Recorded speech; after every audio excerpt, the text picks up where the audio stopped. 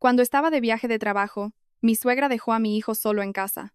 Mientras tanto, ella se divertía en unas vacaciones en Disneyland con su otra nieta y mi cuñada, usando mi dinero. Llevan 3 días fuera, señora, me dijo la jardinera de mi casa por teléfono. Al oír eso, sentí que la sangre me hervía. En ese mismo instante bloqueé sus tarjetas bancarias, y lo que hizo mi marido después provocó que mi suegra entrara en un ataque de pánico. Antes de que empiece la historia, por favor, escribid en los comentarios desde qué parte de España estáis escuchando. No olvidéis dar a me gusta y suscribiros para que el canal Secretos de Pareja pueda seguir creciendo y ofreceros historias aún más interesantes. Irene se levantó más temprano de lo habitual. La oscuridad de la mañana todavía envolvía la ciudad mientras terminaba su rutina y empezaba a prepararse. Se dirigió al tocador, escogió su conjunto de trabajo y se vistió con esmero. Hoy era un día crucial para su carrera profesional. La empresa había designado a Irene como la máxima responsable de un proyecto importante en otra ciudad. Esta tarea la obligaba a dejar su casa durante una semana entera. Irene se miró al espejo, intentando encontrar la calma, pero su corazón estaba abrumado por una sensación de pesadez. Nunca se había separado de su único hijo durante tanto tiempo.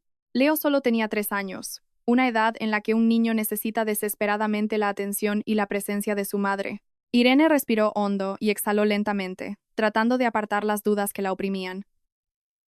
Salió del dormitorio y vio a Álvaro, su marido, guardando una pila de documentos en su maletín. Álvaro trabajaba en una gran consultora y se encontraba en plena vorágine de cierres de fin de año. Su agenda estaba repleta de reuniones y plazos de entrega ajustados, lo que le impedía por completo cogerse días libres o teletrabajar para cuidar de su hijo. Esta situación los obligó a buscar la mejor solución posible para que alguien de confianza cuidara de Leo día y noche.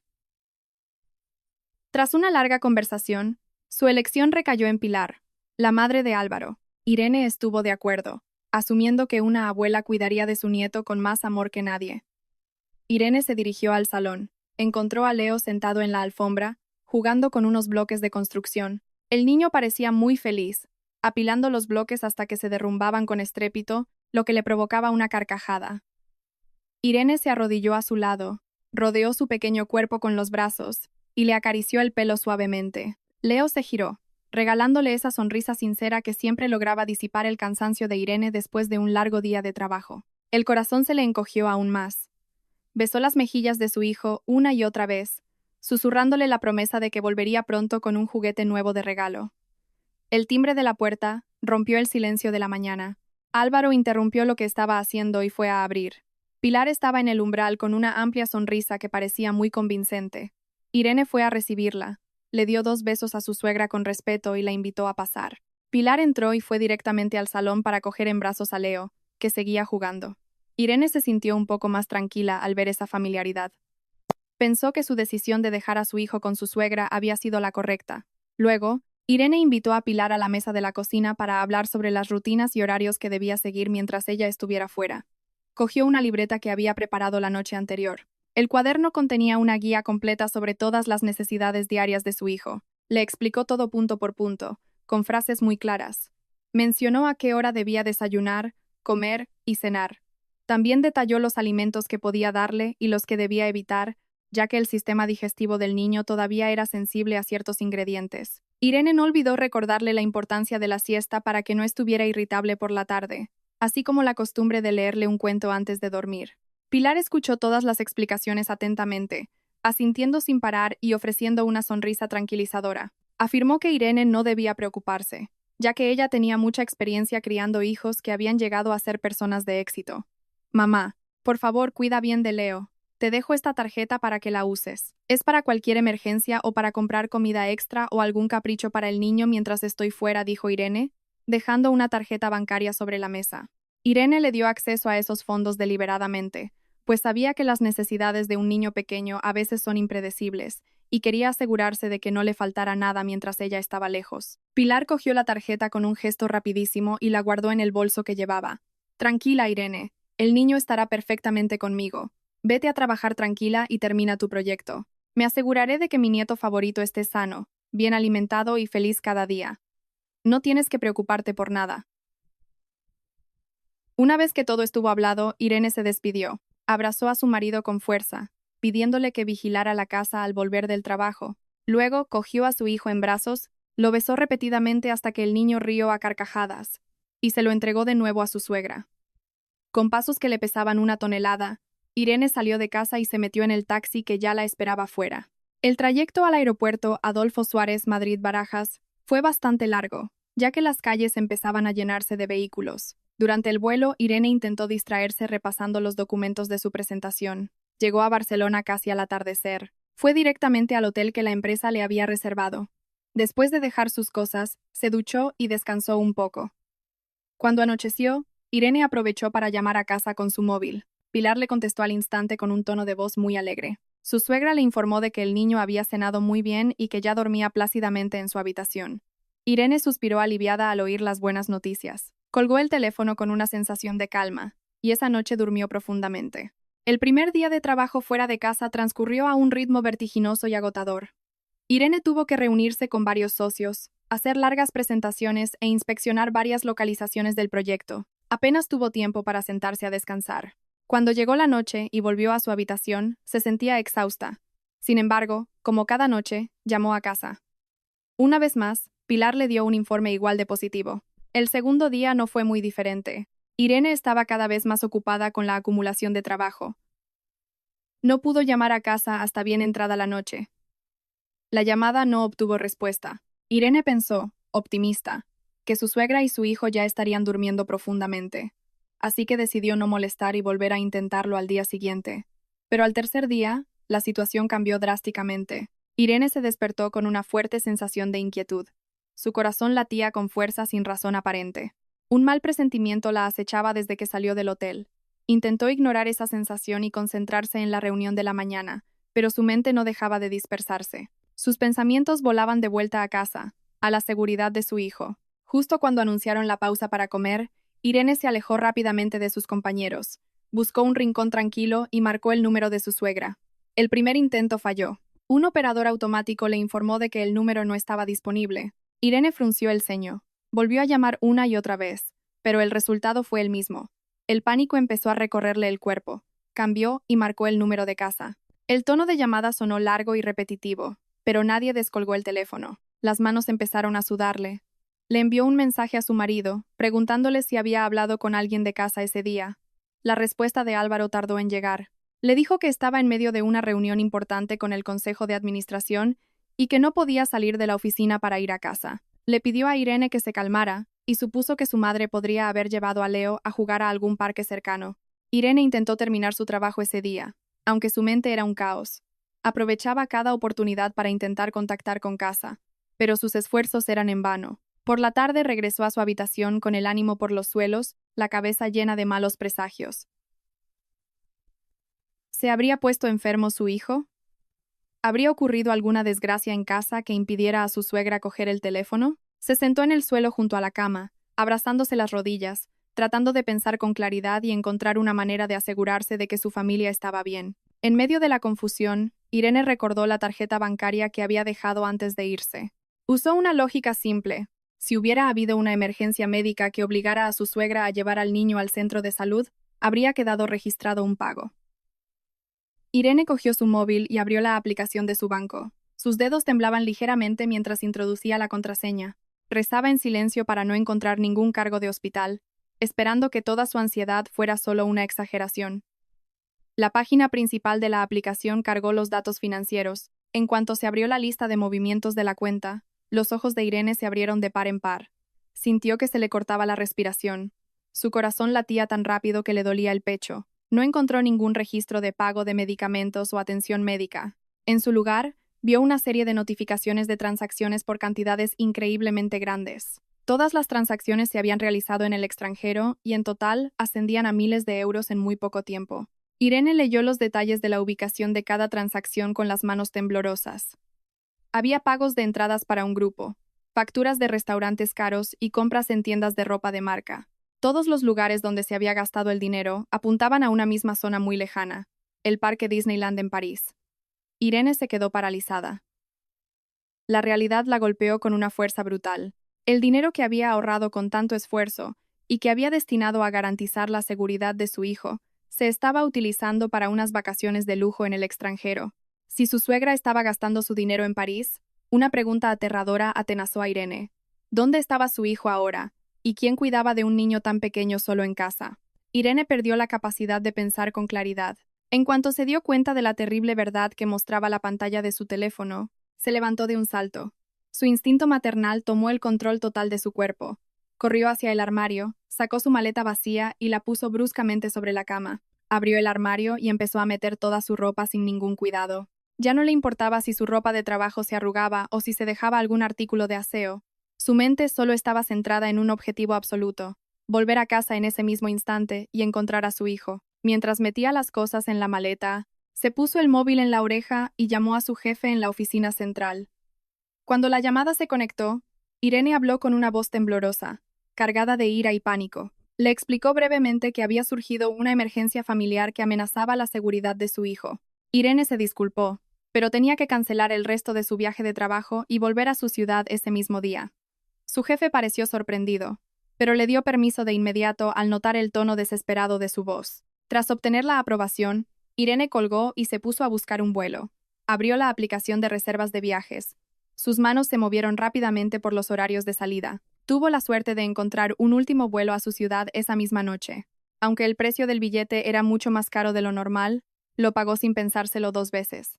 Cerró la maleta, cogió su bolso y salió corriendo de la habitación. Apresuró el paso por el pasillo hasta la recepción, entregó la llave de la habitación y salió a buscar un taxi. El trayecto desde el hotel hasta el aeropuerto del Prat se sintió como una tortura interminable. Irene iba sentada en el asiento trasero, retorciéndose las manos. Miraba las calles de la ciudad a través de la ventanilla con una sensación de angustia. Por un lado, sentía un miedo atroz por el estado de su hijo. Por otro, una rabia que le quemaba por dentro al pensar en la traición de su suegra. No podía entender cómo una abuela podía abandonar a su propio nieto por un viaje de lujo pagado con el dinero de otra persona.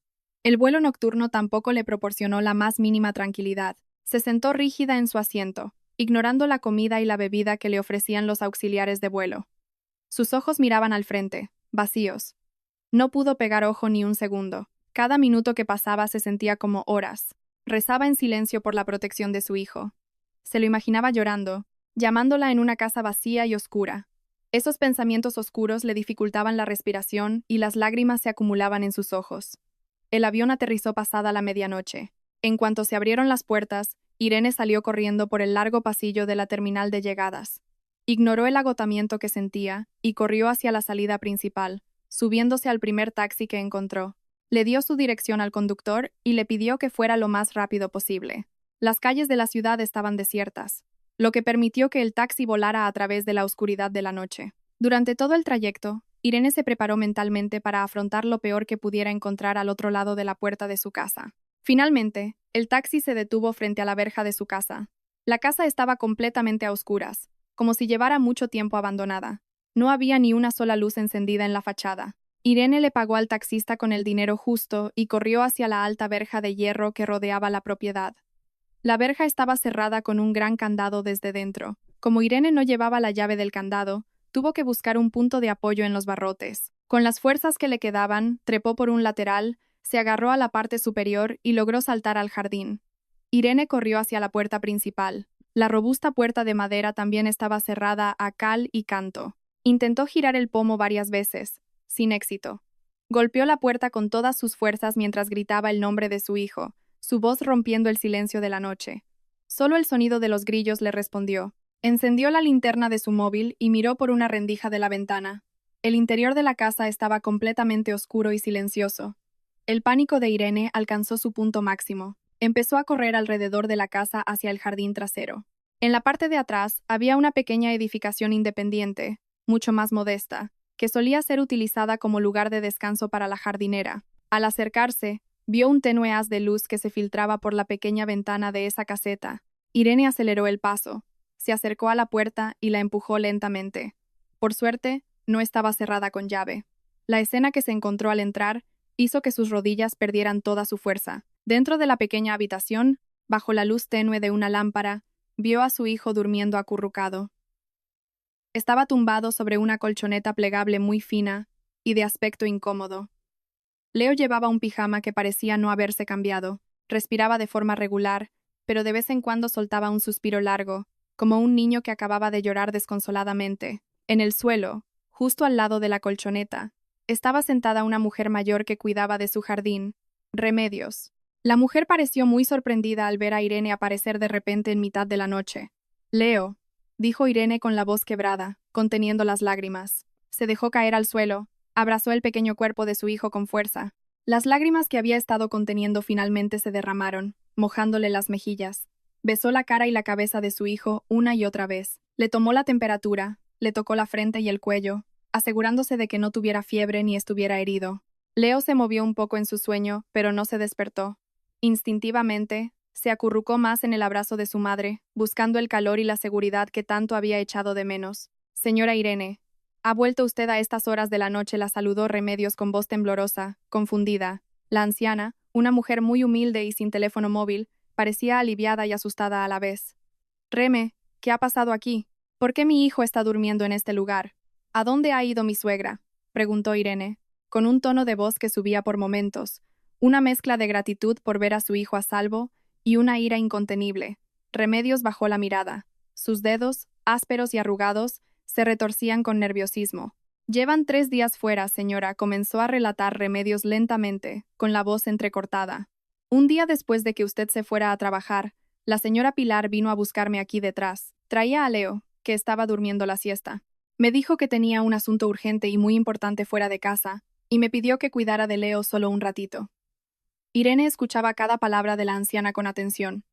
Su ira crecía al imaginar cómo continuaba la historia. Pero no se fueron solo un ratito, señora, continuó Remedios, secándose una lágrima. Vi desde la ventana cómo la señora Pilar salía con su hermana, la señorita Beatriz. La señorita Beatriz también llevaba a su hija pequeña. Las tres sacaron varias maletas grandes y se metieron en un coche que ya las estaba esperando. Cerraron la casa principal por fuera a propósito. Corrí hasta la verja, llamándolas, pero el coche ya se había ido a toda prisa. Estaba muy confundida. No sabía qué hacer. No tengo cómo llamar a usted o al señor Álvaro. Solo pude traer a Leo a mi cuarto y calmarlo. Durante estos 3 días, Leo ha llorado mucho buscándola. Le he dado de comer lo que he podido con los restos de comida que cocino para mí. Al escuchar la confesión completa, Irene sintió como si le hubieran dejado caer una viga de hierro sobre el pecho. Se reveló un nuevo hecho. Su cuñada, Beatriz, también formaba parte del lujoso viaje. Beatriz incluso se había llevado a su propia hija para disfrutar de las vacaciones, mientras el hijo de Irene era abandonado en casa con una anciana sin provisiones adecuadas. Irene podía imaginar el sufrimiento de Leo, llorando confuso, buscando a su madre, buscando consuelo y encontrándose abandonado por su propia abuela. El hecho de que su suegra lo hubiera planeado todo, cerrando la casa a propósito y endosándole la responsabilidad a una mujer humilde, destrozó por completo los límites de la tolerancia de Irene. La ira que sintió esa noche ya no era una simple rabia, sino una furia fría y letal. Miró el rostro inocente de su hijo, que seguía durmiendo plácidamente en sus brazos. Cerró los ojos lentamente, respiró hondo e intentó controlar sus emociones a punto de estallar. En medio del silencio de la noche, solo roto por sollozos contenidos, la pantalla del móvil de Irene, que estaba en el suelo, se iluminó de repente. El sonido de una notificación rompió el silencio de la pequeña habitación. Irene cogió el teléfono y miró la pantalla fijamente. El sistema de seguridad de la aplicación bancaria había enviado un mensaje automático. Había una nueva solicitud de transacción pendiente. La transacción estaba pendiente porque la cantidad que se intentaba retirar superaba el límite máximo diario permitido por el banco. La solicitud de pago provenía de una boutique de ropa de lujo en una de las zonas comerciales más caras de París. Al parecer, no se habían conformado con el parque de atracciones. Ahora intentaban comprar artículos de lujo con el dinero que Irene había ganado con su sudor. El dinero que debería haberse utilizado para construir el futuro del niño que acababan de abandonar. La mirada de Irene se agudizó, volviéndose gélida. Ya no quedaba ni rastro de duda en su corazón.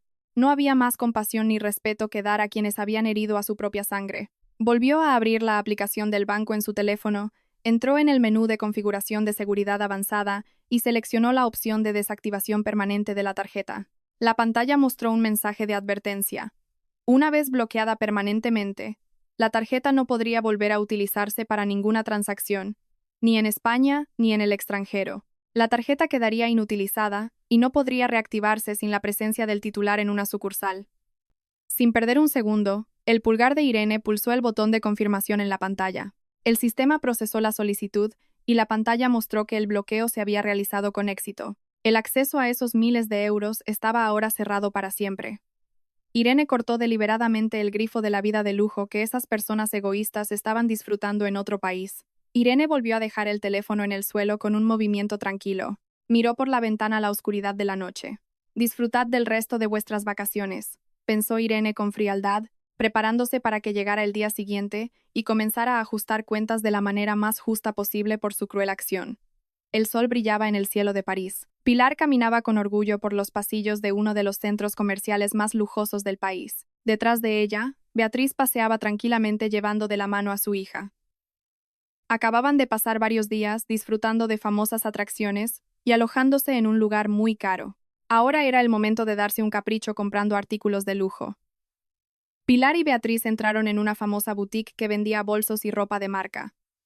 Se sentían todopoderosas al tener acceso total a la tarjeta de Irene. No pensaban en absoluto en el destino del niño que habían dejado solo en casa. Dentro de la boutique, Beatriz se dedicó a elegir los últimos modelos de bolsos, cogió 3 a la vez y se los entregó directamente a la dependienta sin mirar el precio. Pilar no quiso ser menos. Señaló varias prendas de invierno carísimas y pidió a la dependienta que se lo envolviera todo. Reían a carcajadas, imaginando la envidia de sus amigas cuando vieran sus compras. La dependienta llevó toda la mercancía a la caja y empezó a sumar. El precio total que apareció en la pantalla era asombroso.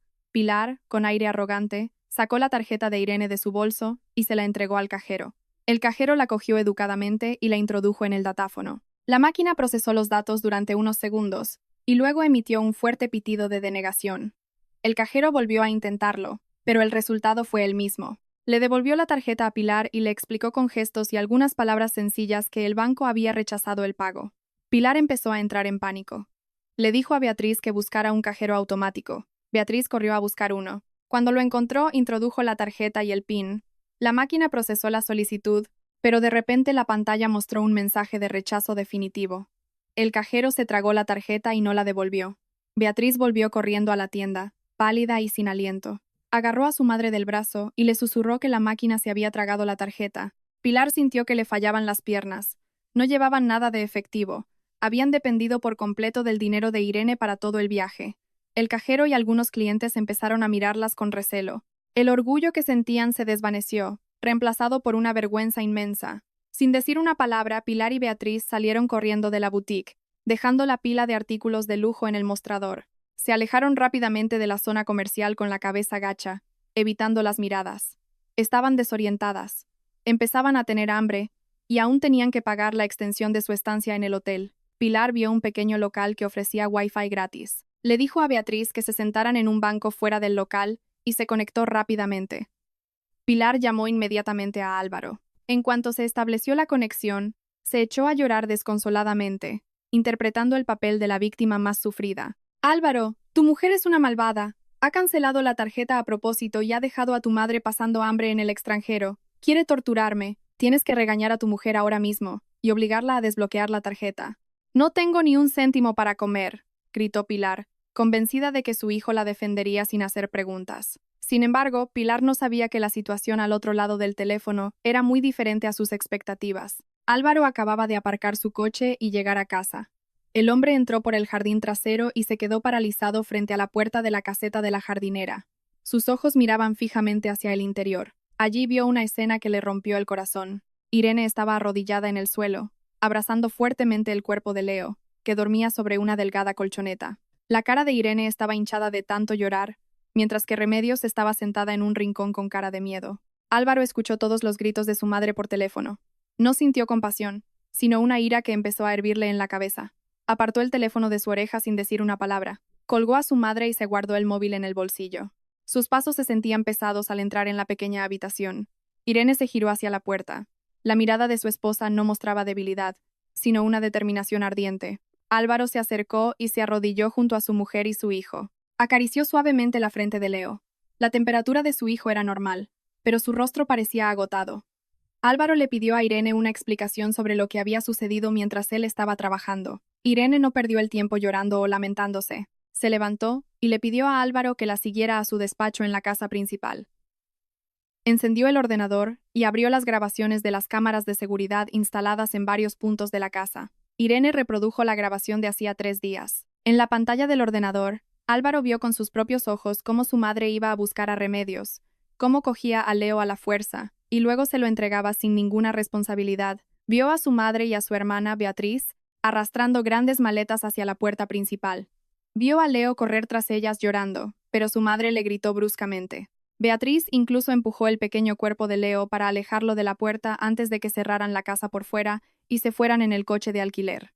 Al ver todas las pruebas, la defensa de Álvaro se derrumbó. Su cuerpo temblaba de rabia. El hombre, que siempre había sido tranquilo y racional, ahora apretaba los puños con fuerza. Siempre había intentado mediar entre su esposa y su familia.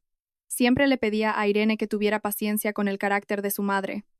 Pero lo de hoy había traspasado todos los límites de la humanidad. Su propia madre se había atrevido a abandonar a su propia sangre, dejando al niño en peligro por un placer momentáneo.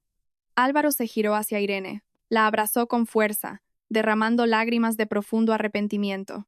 Lo siento, de verdad que lo siento por no haberos protegido. A partir de este momento, nunca más permitiré que hagan daño a nuestra pequeña familia. Te prometo que me encargaré de todo esto hasta el final, dijo Álvaro con una voz firme y llena de certeza. Irene le devolvió el abrazo, sintiéndose un poco aliviada porque el hombre que era su protector ahora estaba completamente de su lado y veía la verdad con claridad. Durante el resto de la noche, Álvaro tomó el control de la situación. Su móvil no paraba de vibrar con decenas de mensajes de su madre y de Beatriz. Los mensajes contenían insultos, maldiciones y exigencias de que les enviara dinero inmediatamente. Álvaro leyó todos los mensajes con una expresión impasible. No respondió a ninguno. En cambio, abrió el ordenador y accedió a la página de reservas de vuelos. Buscó el localizador de los billetes de vuelta que él mismo había ayudado a reservar para su madre y su hermana. Con paso firme, pulsó el botón de cancelación. Canceló todos los asientos de los vuelos de regreso a nombre de Pilar, Beatriz y la hija de Beatriz, sin dudarlo. A la mañana siguiente, el sol apenas había salido, pero el escándalo ya había estallado de nuevo al otro lado del teléfono. Pilar volvió a llamar a Álvaro con un tono de voz mucho más desesperado que la noche anterior. Gritaba histéricamente porque acababa de recibir un correo electrónico de la aerolínea informándole de que sus billetes de vuelta habían sido cancelados unilateralmente. No tenían dinero, ni alojamiento, y ahora ni siquiera tenían forma de volver a casa. Álvaro respondió a la llamada de su madre con un tono tranquilo, frío y cortante. Ya no usaba el tono suave y respetuoso de un hijo. Hablaba como un padre que defiende a su hijo de una amenaza. Ya he recibido todos los informes sobre lo que tú y Beatriz le habéis hecho a Leo. He visto todas las grabaciones. Abandonaste a mi hijo. Usaste el dinero de mi mujer para divertirte mientras mi hijo pasaba hambre. Ahora ya he tomado una decisión. Te he enviado la prueba de la cancelación de los billetes a tu teléfono. Y no solo eso, también he contactado con las autoridades de inmigración y con la aerolínea. Os he denunciado a las dos por usar una tarjeta bancaria robada a mi mujer. Álvaro, ¿qué estás diciendo? Soy tu madre. No puedes hacerme esto. Devuélveme los billetes.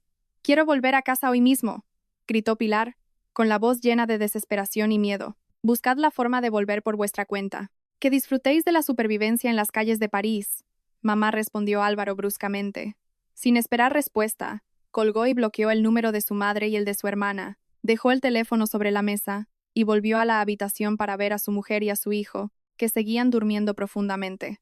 Álvaro había establecido un límite firme, asegurándose de que esas personas destructoras nunca más pudieran volver a entrar en sus vidas. Gracias por seguir fielmente las historias del canal Secretos de Pareja. Continuemos con el desenlace. La mañana en París era gélida para Pilar y Beatriz. Estaban de pie, confundidas, en el vestíbulo del lujoso hotel donde se habían alojado. Un empleado del hotel se plantó frente a ellas con rostro severo, hablándoles en francés con un tono bastante alto. Señalaba repetidamente la puerta de salida mientras sostenía una factura. Pilar no entendía nada, pero sabía que las estaban echando. Su tiempo de estancia había terminado, y no tenían forma de pagar la prórroga. Todas sus tarjetas habían sido rechazadas. Finalmente, el personal de seguridad se acercó, las obligó a recoger sus pertenencias y las escoltó fuera del edificio. Las tres se quedaron en la acera de una calle concurrida, sintiéndose completamente destrozadas. Beatriz llevaba en brazos a su hija, que empezaba a lloriquear porque no había desayunado, mientras que con la otra mano arrastraba una maleta enorme. Pilar también tiraba de 2 grandes maletas, sin aliento. Deambularon por las aceras sin rumbo fijo. El aire frío de la mañana las hacía temblar, ya que no habían tenido tiempo de ponerse la ropa de abrigo que guardaban en las maletas. Cada vez que pasaban por una panadería o una pastelería, el estómago les rugía. El olor a pan recién hecho y a caldo caliente era tentador, pero solo podían tragar saliva. No tenían ni una sola moneda en sus bolsillos. Sus pasos se hicieron más lentos por el agotamiento. Beatriz finalmente se detuvo y tiró la maleta al suelo con brusquedad. Se sentó sobre ella, masajeándose los pies doloridos. Su hija empezó a llorar a gritos, pidiendo comida y bebida. Al oír el llanto de su nieta, Pilar también se detuvo e intentó calmar a la niña, pero su intento solo desató la ira de Beatriz. La emoción que Beatriz había estado conteniendo finalmente explotó. Miró a su madre con odio y empezó a gritarle en medio de la multitud. «Todo esto es tu culpa, mamá. ¿Por qué no pediste dinero prestado a tus amigas? ¿Por qué tenemos que caminar como mendigas en un país extranjero? Por tu culpa. Por confiarte con esa tarjeta. Ahora pasamos hambre y frío». «Mi hija tiene hambre, mamá», gritó Beatriz, sin importarle las miradas de asombro de los transeúntes. Pilar se quedó de piedra al oír los gritos de su hija. Las lágrimas brotaron de sus ojos. Se sintió humillada al ser culpada de esa manera, cuando Beatriz también había disfrutado de todos los lujos que ella le había proporcionado. «¿Por qué me echas la culpa a mí, Beatriz? Fuiste tú la que me animaste a comprar todo en esa tienda ayer. He intentado contactar con todas mis amigas desde anoche, pero ninguna me responde. Todas me ignoran». Beatriz resopló molesta y le dijo a su madre que buscara otra red Wi-Fi gratis. Después de caminar unos metros, encontraron un pequeño parque que ofrecía internet público. Pilar conectó su teléfono y empezó a enviar mensajes a varios grupos de familiares y amigos. Escribió palabras lastimeras, diciendo que le habían robado la cartera en el extranjero y que necesitaba urgentemente un préstamo para comer. Minutos después, el teléfono de Pilar sonó. Era una respuesta de un pariente lejano, pero en lugar de enviarle dinero, le envió una captura de pantalla. La imagen contenía un largo mensaje que Álvaro había enviado a toda la familia la noche anterior. En ese mensaje, Álvaro revelaba con todo detalle las crueles acciones de su madre y de Beatriz. Contaba cómo habían abandonado a Leo, un niño de 3 años, solo en casa con la jardinera. Álvaro también adjuntó la prueba de la cancelación de los billetes de avión como castigo por el robo del dinero de su esposa. Al leer el mensaje de Álvaro, el rostro de Pilar se puso pálido. Ningún familiar o amigo las ayudaría después de conocer esta vergonzosa verdad. Beatriz le arrebató el teléfono a su madre y leyó el mensaje con los ojos desorbitados. La desesperación comenzó a consumirla. Se dio cuenta de que su hermano les había cerrado todas las vías de ayuda. Hambrienta y desesperada, la mente retorcida de Beatriz empezó a maquinar. Miró la pantalla de su propio móvil y abrió una popular aplicación de redes sociales.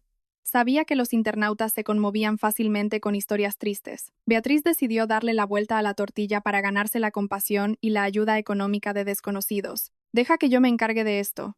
Haremos que la mujer de Álvaro se arrepienta de habernos desafiado», dijo Beatriz con malicia. Se arregló un poco el aspecto para parecer agotada y lastimera. Luego, pulsó el botón de grabar de su teléfono y empezó a hablar a la cámara. En el breve vídeo, Beatriz lloraba desconsoladamente. Contó una gran mentira de forma muy convincente. Dijo que ella y su madre habían sido expulsadas del hotel porque su cuñada, Irene, había bloqueado deliberadamente todo su acceso a los fondos. Acusó a Irene de ser una mujer cruel y despiadada por dejar a su propia suegra pasando hambre, frío y desamparada en un país extranjero. Enfocó la cámara hacia su madre, que estaba sentada temblando de frío, y luego al rostro de su hija, que lloraba pidiendo comida. Beatriz terminó el vídeo pidiendo ayuda a cualquiera que quisiera donar algo de dinero para que pudieran comprar comida y billetes de vuelta. Beatriz subió el vídeo a sus redes sociales con muchas etiquetas para que se hiciera viral. En cuestión de horas, el vídeo de la mentira empezó a difundirse masivamente. Mucha gente sintió pena al ver a una anciana y a una niña pequeña llorando en la calle de un país extranjero. La simpatía de los internautas fluyó a raudales. Miles de personas empezaron a compartir el vídeo y a escribir comentarios de apoyo. Tal y como había planeado Beatriz, la ola de ira de los internautas se dirigió directamente hacia Irene. Personas que no conocían la verdad empezaron a buscar las redes sociales de Irene para insultarla y calumniarla, listos para destruir su reputación sin piedad. La mañana en casa de Irene fue tranquila después de una noche larga y agotadora. Irene estaba sentada a la mesa, dándole de comer a Leo un cuenco de papilla caliente. El niño parecía mucho más alegre desde que su madre había vuelto. En medio de esa paz, el móvil de Irene, que estaba sobre la mesa, no paraba de vibrar. La pantalla se iluminaba con cientos de notificaciones de sus redes sociales. Irene frunció el ceño, extrañada. Dejó el cuenco un momento y desbloqueó el teléfono. En cuanto abrió la aplicación, se encontró con miles de comentarios groseros y mensajes de odio de desconocidos. La llamaban nuera malvada, mujer sin corazón, y la acusaban de maltratar a los padres de su marido. Algunos mensajes incluso contenían amenazas y maldiciones horribles. Irene buscó el origen de esta furia colectiva y encontró un enlace a un vídeo que mucha gente estaba compartiendo. Lo pulsó y vio el rostro de su cuñada, Beatriz, llorando histéricamente en las calles de París. Irene vio el vídeo de principio a fin con una expresión impasible. No sintió tristeza ni miedo, al contrario, sintió un profundo asco al ver lo bien que Beatriz mentía y ocultaba su propia culpa. Vio cómo usaba a su hija y a su madre como escudos para ganarse la simpatía del público. Álvaro, que acababa de ducharse, se acercó a la mesa y vio a su mujer mirando el teléfono con una mirada penetrante. Le preguntó qué pasaba, e Irene le pasó el teléfono para que viera el vídeo por sí mismo. Al ver a su hermana tergiversar la verdad y manipular a la opinión pública para destruir a su mujer, la ira de Álvaro volvió a encenderse. No podía creer que su hermana todavía tuviera el descaro de hacerse la víctima después de haber abandonado a un niño pequeño. Álvaro cogió la mano de su esposa con fuerza. Le pidió que mantuviera la calma y que no respondiera a ninguno de los insultos. Luego, se sentaron juntos en el despacho para planificar una defensa lógica y contundente. También contactaron con un abogado de familia para asegurarse de que cada paso que dieran fuera legal. Tras recibir asesoramiento legal, Irene empezó a reunir todas las pruebas. Abrió el ordenador y extrajo las partes más importantes de las grabaciones de las cámaras de seguridad. Seleccionó el momento en que Pilar le entrega a Leo a Remedios, la parte en que Beatriz le grita a Leo, y el momento en que ambas cierran la puerta principal con llave antes de irse de vacaciones. Esta primera prueba era más que suficiente para desmentir la mentira de Beatriz, pero Irene no se detuvo ahí. Quería darles una lección que nunca olvidarían. Abrió su aplicación bancaria en el ordenador. Hizo varias capturas de pantalla que mostraban los detalles de los movimientos de fondos de los últimos 3 días. Las imágenes mostraban claramente los nombres de los lugares de lujo que habían visitado y los miles de euros que habían gastado sin remordimiento. Como contraste desgarrador, Irene también le pidió a Remedios que hiciera una foto del plato de comida que le había dado a Leo durante su ausencia. El plato solo contenía arroz blanco y un poco de caldo de verduras del día anterior. Irene compiló todas estas pruebas en un vídeo de respuesta, ordenado y claro. No había caras llorosas en su vídeo. No había frases lastimeras ni disculpas falsas. Irene simplemente subió la serie de pruebas con un texto breve y conciso que decía: "Esta es la verdad sobre quién abandonó realmente a su familia. Mi hijo de 3 años fue encerrado a propósito en casa y abandonado para que pudieran usar mi dinero para irse de vacaciones. Dejemos que las pruebas hablen". Tras asegurarse de que todo estaba correcto, Irene pulsó el botón de publicar. Solo se necesitó menos de 1 hora para que las pruebas de Irene llamaran la atención del público. La gente que inicialmente la había atacado ahora se quedó sin palabras al ver las grabaciones de las cámaras que mostraban claramente los rostros de Pilar y Beatriz. Vieron con sus propios ojos cómo un niño pequeño era empujado y encerrado en casa por su propia abuela y tía. También vieron la prueba de los gastos de miles de euros en tiendas de lujo, lo que desmontaba por completo la historia de Beatriz sobre pasar hambre. La prueba de la comida sencilla que comió Leo desencadenó una ira pública mucho mayor. La situación se invirtió de forma rápida y brutal. La furia de los internautas se volvió contra Beatriz y Pilar como un tsunami. Miles de personas empezaron a atacar las redes sociales de Beatriz. Dejaron comentarios de burla, ironizando sobre la ropa de lujo que exhibía antes de llorar en la calle y acusándola de ser la mentirosa más cruel. Muchos se sintieron engañados por sus lágrimas de cocodrilo. El ataque fue tan masivo que el móvil de Beatriz no paraba de recibir mensajes de odio de todo el país. La situación de Beatriz y Pilar en París se volvió aún más aterradora. No solo tenían que soportar el hambre y el frío, sino que ahora eran enemigas públicas en su propio país. Ya nadie quería donarles dinero. Peor aún, miles de internautas empezaron a etiquetar a la Embajada de España en Francia, instando a que no se les prestara ninguna ayuda especial a 2 personas que habían cometido un acto de abandono de un menor. Exigían que se las dejara afrontar las consecuencias o que fueran deportadas para ser procesadas por la ley. Beatriz y Pilar estaban ahora completamente atrapadas, sin salida, obligadas a soportar la vergüenza y el sufrimiento como pago por su arrogancia. Los días siguientes en París se convirtieron en una tortura interminable para Pilar y Beatriz. Después de que su vídeo de mentiras fuera expuesto y destruyera su reputación, no quedó ni un ápice de simpatía por ellas. Vivían literalmente como vagabundas en un país extranjero. Cada noche, se veían obligadas a dormir en rincones de estaciones de tren o bajo puentes para protegerse del frío penetrante.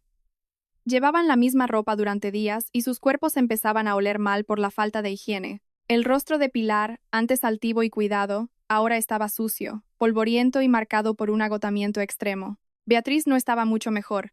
Se quejaba constantemente y culpaba a todo el mundo de su mala suerte, mientras su hija no paraba de llorar de frío y hambre. La noticia de las dos ciudadanas españolas desamparadas por abandonar a un niño llegó a oídos de un grupo de trabajadores españoles que vivían allí. Al principio, se sintieron indignados y reacios a ayudar después de ver el vídeo de Irene. Sin embargo, al ver el estado de la hija de Beatriz, cada vez más débil y pálida por la falta de comida, su instinto humanitario prevaleció. Decidieron darles una ayuda mínima. Compraron pan y agua para que la niña no enfermara. Estos trabajadores contactaron con la embajada para informar de la situación de Pilar y Beatriz, con la esperanza de que fueran deportadas para que no siguieran avergonzando al país. El proceso de repatriación fue humillante. Funcionarios de la embajada las encontraron y las llevaron a sus oficinas para identificarlas. Durante el interrogatorio, Pilar y Beatriz recibieron duras reprimendas. Se las consideró culpables de abusar de su visado de turista y de cometer actos ilícitos. Como no tenían dinero, el Estado tuvo que cubrir temporalmente el coste de sus billetes de vuelta, con la condición de que esa cantidad se convirtiera en una deuda oficial que deberían saldar al llegar a España. Fueron escoltadas al aeropuerto como si fueran delincuentes. Durante el vuelo, ningún pasajero quiso sentarse cerca de ellas. El mal olor y las miradas de desprecio de sus compatriotas hicieron que el viaje fuera una tortura psicológica. Sin embargo, el sufrimiento y la vergüenza no parecieron hacer mella en Pilar y Beatriz. En sus mentes arrogantes, Irene seguía siendo la culpable de todo. Sentadas juntas en el avión, Pilar ya planeaba su venganza. Estaba convencida de que, al llegar a casa, podría recuperar el control. Planeaba llorar y gritar delante de Álvaro, tergiversar los hechos una vez más y exigir que Irene fuera expulsada de la casa. Pilar olvidaba que la lujosa casa en la que había vivido gratis era el resultado del trabajo de Irene antes de casarse con Álvaro. Se sentía con derecho a esa comodidad solo por haber dado a luz al marido de Irene. Le daré una lección a esa mujer arrogante. Se ha atrevido a humillarnos y a dejarnos dormir en la calle. Ya verás, obligaré a tu hermano a que se divorcie de ella. Nos quedaremos en esa casa y tiraremos todas sus cosas. Gruñía Pilar, con el rostro demacrado y la ropa sucia, su voz llena de un odio profundo. Beatriz, a su lado, asintió. Tienes razón, mamá. No podemos perder contra esa mujer. Esa casa es de Álvaro, lo que significa que también es nuestra. En cuanto lleguemos, me meteré en el dormitorio principal y dormiré en su cama blandita. Me da igual lo que diga. Exigiremos una indemnización por todo nuestro sufrimiento. El avión aterrizó en España después de varias horas de vuelo. El calor sofocante las golpeó al salir del aeropuerto. Como estaban en la lista de repatriados forzosos, el proceso de control de documentos fue largo. Cuando terminaron, las dejaron solas en la salida de la terminal de llegadas. Ningún familiar fue a recogerlas. Álvaro había prohibido explícitamente a toda la familia que les prestara ayuda. Atrapadas sin un céntimo para transporte público, tuvieron que rogarle a un guardia de seguridad del aeropuerto.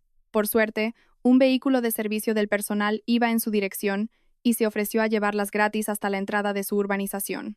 El viaje a casa de Irene transcurrió en silencio. Al llegar a la entrada de la urbanización, el coche se detuvo. Pilar y Beatriz tuvieron que bajar y caminar, arrastrando sus pesadas maletas, hasta la casa de Irene. La distancia era considerable. El sudor empapaba su ropa sucia. La hija de Beatriz volvió a llorar de agotamiento bajo el sol abrasador. Pero la idea de una cama cómoda, comida deliciosa y una habitación con aire acondicionado las impulsó a seguir adelante. Ya se imaginaban entrando en la casa, señalando a Irene y desatando toda la ira que habían acumulado en París. Finalmente, la casa apareció a lo lejos, pero sus pasos se ralentizaron. Cuanto más se acercaban, más extraña les parecía la escena. La casa estaba muy diferente. La verja de hierro que solía estar entreabierta, ahora estaba cerrada con una gran cadena y un candado. No había ningún coche en el garaje. El lugar estaba en silencio, como si hubiera sido abandonado. Pilar y Beatriz se acercaron a la verja, dubitativas. Cuando llegaron justo enfrente, sus ojos se abrieron de par en par al ver un montón de objetos fuera. En la acera, junto al contenedor de basura, había docenas de grandes bolsas de plástico negras. Estaban atadas de cualquier manera y algunas estaban rotas, revelando su contenido: la ropa vieja de Pilar, los zapatos de Beatriz y otros objetos personales que guardaban en la habitación de invitados. Todas sus pertenencias habían sido sacadas de la casa y apiladas como basura, esperando al camión de la limpieza. Antes de que pudieran asimilar el shock, la mirada de Pilar se desvió hacia la parte superior de la verja. Allí colgaba una enorme pancarta atada con alambre. Sobre un fondo blanco, unas letras rojas y llamativas anunciaban: «Esta casa se ha vendido. Contacte con la agencia inmobiliaria para más información». Pilar retrocedió unos pasos, con las rodillas temblando. Su boca se entreabrió, incapaz de creer lo que leía. Beatriz dejó caer su maleta, que golpeó el suelo con fuerza. Sus fantasías de recuperar el poder y disfrutar del lujo se hicieron añicos en un instante. Irene no solo las había echado tirando sus cosas, sino que había dado un paso mucho más letal al vender la casa lo más rápido posible. La realidad las abofeteó con una dureza increíble. Ahora habían perdido de verdad su hogar, su dignidad y todo lo demás por su propia codicia. La atmósfera frente a la casa vendida era desoladora. Pilar seguía paralizada, mirando la pancarta con la mirada perdida, mientras Beatriz lloraba desconsoladamente al darse cuenta de que no tenían a dónde ir. En medio de su desesperación, el sonido de un motor de coche se acercó. Un vehículo se detuvo justo detrás de sus maletas. La puerta se abrió, y Álvaro bajó, con el rostro frío e impasible, seguido de Irene, que lucía elegante con su ropa impecable. Del asiento trasero bajó Remedios, llevando de la mano al pequeño Leo. Habían venido a propósito a la antigua casa para zanjar el último asunto con esas dos personas problemáticas. Al ver a su hijo, una chispa de esperanza se encendió en el corazón de Pilar. Dejando a un lado el orgullo y la vergüenza, corrió hacia Álvaro, se arrodilló a sus pies y se los abrazó con fuerza, llorando a gritos. Sus lágrimas mojaron los pantalones de Álvaro. Intentó usar su arma infalible, las lágrimas de una madre, esperando ablandar el corazón de su hijo como siempre. «Álvaro, ayúdame. Hijo, te lo ruego. Perdóname. Me arrepiento de verdad de todo lo que he hecho. Por favor, no me eches así. No tengo casa. Dormiré en la habitación más pequeña si me dejas vivir con vosotros. Prometo cuidar de Leo todos los días. Por favor, perdona a tu madre», Álvaro suplicaba a Pilar con la voz rota. Beatriz, que no quería quedarse atrás, también se acercó corriendo. A diferencia de su madre, ella todavía mantenía una actitud exigente. Sentía que, como hermana, Álvaro tenía la obligación de mantenerla. «Álvaro, no puedes hacernos esto. Acabamos de pasar por un infierno en el extranjero. Tu mujer nos bloqueó el dinero a propósito. ¿Vas a defenderla a ella o a tu propia sangre?» «Soy tu hermana, Álvaro. Tengo derecho a una parte de tu patrimonio. Al menos danos dinero para alquilar un sitio nuevo». Álvaro permaneció rígido. Miró a su madre arrodillada a sus pies y a su hermana exigiendo sin remordimientos. Antes, esta escena podría haberle hecho dudar y ceder. Pero después de ver con sus propios ojos cómo su madre abandonaba a Leo, no quedaba espacio para el perdón en su corazón. «Es demasiado tarde, mamá. Mi decisión es firme e inamovible», respondió Álvaro con una frialdad que helaba la sangre. Retrocedió, soltándose del abrazo de su madre. «Tú y Beatriz habéis destruido lo más valioso de mi vida. Sacrificasteis la seguridad de mi hijo por vuestro propio placer. No soñéis siquiera con volver a entrar en mi casa o tocar a mi hijo nunca más».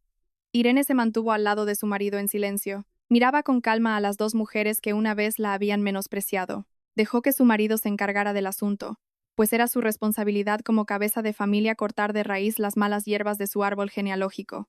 Álvaro fue al maletero de su coche y sacó dos carpetas. Se acercó de nuevo a su madre y a su hermana. Le entregó una carpeta azul a su madre. Pilar la cogió con manos temblorosas. Al abrirla, leyó el contenido con lágrimas en los ojos. La carpeta contenía una orden de alejamiento y una advertencia legal formal. El documento establecía que si Pilar se atrevía a acercarse a la nueva casa de la familia, a Irene o a Leo, sus abogados la demandarían por acoso. Era un muro legal infranqueable. Luego Álvaro miró a Beatriz y le entregó una carpeta roja. Beatriz la arrebató bruscamente, pensando que contenía algún tipo de acuerdo económico. Pero cuando leyó las frases impresas en el papel con el membrete oficial de la policía, su rostro palideció, su cuerpo empezó a temblar violentamente. El papel no era ningún documento de dinero, era una copia de la denuncia policial presentada por Irene como demandante y Álvaro como testigo principal. En el informe, se acusaba formalmente a Beatriz de robo de miles de euros, usando una tarjeta que no era suya, y de abandono deliberado de un menor en situación de riesgo. Todas las pruebas de vídeo, los extractos bancarios y el testimonio de Remedios habían sido entregados a las autoridades. El informe ya había sido procesado y estaba en fase de investigación. «¿Qué es esto, Álvaro? Has denunciado a tu propia hermana a la policía. ¿Quieres meterme en la cárcel?» «Estás loco. Soy tu hermana», gritó Beatriz histéricamente. Rompió la copia del informe en pedazos y se los arrojó a la cara a su hermano. Intentó abalanzarse sobre Irene, pero Álvaro la detuvo y la empujó hacia atrás. Dejaste de ser mi hermana cuando empujaste a mi hijo y cerraste esa puerta. Vas a pagar muy caro por el robo y la crueldad que cometiste. Este informe es solo una copia. El original ya está en marcha, dijo Álvaro con firmeza. Antes de que Beatriz pudiera seguir gritando, el sonido de una sirena rompió el silencio. Un coche de policía se detuvo frente a la verja. 4 agentes uniformados bajaron rápidamente. Uno de ellos, al mando, se acercó al grupo. ¿Es usted Beatriz?, preguntó el agente con voz firme. Beatriz solo pudo asentir, paralizada por el miedo. Traemos una orden de detención contra usted por presunto robo y abandono de un menor. Basado en el informe y las pruebas sólidas que hemos recibido, debe acompañarnos a comisaría ahora mismo para ser interrogada. Por favor, coopere, dijo el agente, mientras le leía sus derechos. Beatriz gritó histéricamente cuando 2 agentes la agarraron por los brazos. Se resistió con todas sus fuerzas. No, no quiero ir a la cárcel. Mamá, ayúdame. Álvaro, ayúdame. Devolveré el dinero, pero no me metáis en la cárcel, gritaba, llorando desconsoladamente. Pero su resistencia fue inútil. Un agente le sacó unas esposas y le aseguró las muñecas a la espalda. El clic metálico de las esposas cerrándose marcó el fin de la libertad de la mujer arrogante. Pilar solo pudo gritar el nombre de su hija mientras la arrastraban al coche de policía. La puerta se cerró y el coche se alejó con la sirena a todo volumen. Pilar se derrumbó en el asfalto, llorando el destino de su hija, que ahora probaría el frío suelo de una celda. Álvaro miró a su madre por última vez sin decir una palabra. Se dio la vuelta, rodeó los hombros de su esposa con el brazo y guió a su familia de vuelta a su coche. Se marcharon, dejando a Pilar sola, llorando en medio de las bolsas de basura que contenían su pasado, recibiendo el castigo más doloroso que jamás hubiera imaginado. La noche en comisaría fue fría y aterradora para Beatriz. Su arrogancia se desvaneció cuando los agentes le pidieron que se quitara todas sus joyas. La metieron en una sala de interrogatorios con una luz cegadora. 2 investigadores la esperaban con un montón de pruebas irrefutables. La obligaron a sentarse en una silla de metal frente a un monitor que reproducía la grabación de seguridad de la casa de Irene. Se vio a sí misma empujando al pequeño Leo y cerrando la puerta sin piedad. Ante las preguntas de los investigadores, Beatriz solo pudo llorar, dándose cuenta de que las pruebas la habían acorralado. Tras horas de interrogatorio, fue declarada oficialmente sospechosa. Un agente la llevó por un pasillo húmedo hasta una celda de detención temporal. Cuando la puerta de hierro de la celda se abrió y la empujaron dentro, Beatriz gritó. Se negó a dormir en una estera delgada y maloliente. Suplicó que llamaran a su abogado o a su hermano, pero fue ignorada. La puerta se cerró con un estruendo, encerrando a la mujer codiciosa en un arrepentimiento tardío. Pasó la noche acurrucada en un rincón, llorando hasta quedarse sin voz. A la mañana siguiente, su sufrimiento continuó. En la sala de espera de la comisaría, Pilar lloraba abrazada a su nieta. Poco después, un hombre alto y de aspecto severo entró. Era el exmarido de Beatriz. Había venido para asumir la custodia de su hija, ahora que su exmujer se enfrentaba a una larga temporada en la cárcel. El hombre miró a Pilar con absoluto desprecio y le arrebató a la niña de los brazos a la fuerza. Suelta a mi hija. Ni tú ni tu hija merecéis criar a esta niña, dijo el hombre con voz grave. Le dais una influencia terrible. Ya he oído las noticias vergonzosas de cómo abandonasteis a vuestro propio sobrino. No permitiré que mi hija sea criada por una abuela sin corazón como tú. A partir de ahora, tienes prohibido ver a tu nieta. Si te acercas a su colegio o a mi casa, yo mismo te denunciaré por acoso. El hombre se llevó a la niña sin mirar atrás. Pilar se derrumbó en el suelo, llorando. Ahora estaba completamente sola. Su hija en la cárcel y su nieta arrebatada para siempre. Su castigo era mucho más severo que la simple pérdida de un hogar. Salió de la comisaría sin rumbo, con el estómago vacío y el cuerpo dolorido. Con las pocas fuerzas que le quedaban, caminó hasta una casa de empeños y vendió el único anillo de oro que le quedaba, un regalo de su difunto marido. Con el poco dinero que obtuvo, alquiló una habitación miserable en las afueras. El cuarto era diminuto, con una cama raída y un armario viejo. No había aire acondicionado, ni televisión, y las paredes estaban cubiertas de humedades. Ese era su nuevo palacio, donde pasaría el resto de sus días en soledad. Esa noche, una fuerte lluvia azotó la ciudad. El techo de su habitación tenía goteras que empapaban su cama. Tuvo que acurrucarse en un rincón, muerta de frío. El hambre la atormentaba. Salió bajo la lluvia hacia un pequeño bar de carretera. Se sentó en un taburete desgastado y pidió un caldo de pollo barato y un trozo de pan duro, intentando entrar en calor. Mientras comía entre lágrimas, su mirada se posó en un viejo televisor del bar. Un programa de actualidad mostraba a una exitosa pareja de empresarios que acababan de hacer una gran obra de caridad. La pantalla mostraba el rostro radiante de Irene, al lado de un orgulloso Álvaro. Estaban inaugurando un nuevo centro de acogida infantil, fundado en nombre de su hijo, Leo. El presentador mencionó que el centro se había construido con los beneficios de su negocio, como agradecimiento por la seguridad de su familia. Al ver esa escena feliz, la cuchara se le cayó de la mano a Pilar. Sintió un dolor agudo en el pecho, como si una mano invisible le estrujara el corazón. Vio a su hijo sonreír, una sonrisa que ya no era para ella. Vio a la nuera que siempre había despreciado en la cima del éxito, compartiendo su felicidad con niños huérfanos. Un arrepentimiento profundo la golpeó como una ola gigante.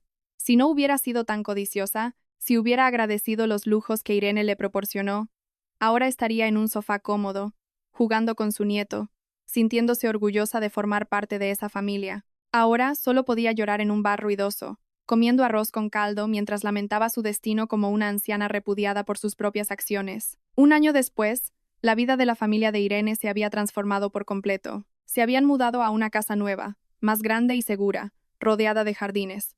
Aquella mañana, Irene preparaba el desayuno en su moderna cocina mientras el olor a tostadas llenaba el aire. En el jardín se oían las risas de Leo, ahora un niño inteligente y vivaz, que jugaba a perseguir a Remedios. La anciana ya no vestía ropas gastadas.